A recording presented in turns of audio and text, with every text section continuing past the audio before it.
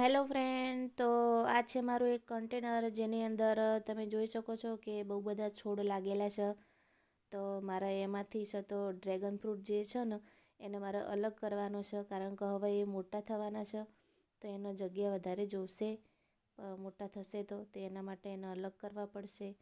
તો તમે જોઈ શકો છો કે એક જ છોડ જે મારું ટબ છે એની અંદર બહુ બધા છોડ લાગેલા છે. એક તો ફુદીનો છે, ડ્રેગન ફ્રૂટના 3 છોડ છે અને 2 ચંપાની કટિંગ લગાવી છે, એ પણ સરસ થઈ ગઈ છે. ચંપાની કટિંગના પાન પણ આવી ગયા છે, પત્તા.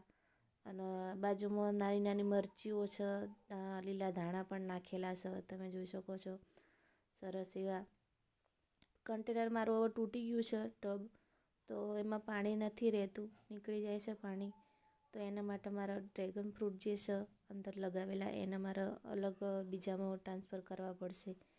તો એના માટે મેં એક લઈ લીધું છે ટબ, જે ટબમાં મેં હોલ કરી લીધા છે. તૂટેલું હતું એને એમસીલ લગાવી અને ઠીક કર્યું અને હોલ કરી લીધા છે, જે આપણા ડ્રેનેજ હોલ હોય. હવે એને ભરવા માટે એટલી બધી માટી નથી મારી પાસે, તો નીચે નાખવાનો છે કિચન વેસ્ટ. બહુ બધો મારી પાસે પડ્યો છે, લીલો કચરો, સૂકો કચરો ભેગો કરી અને નીચે નાખવાનો છે, જે આગળ જઈ અને સરસ એવી ખાદ બની જશે.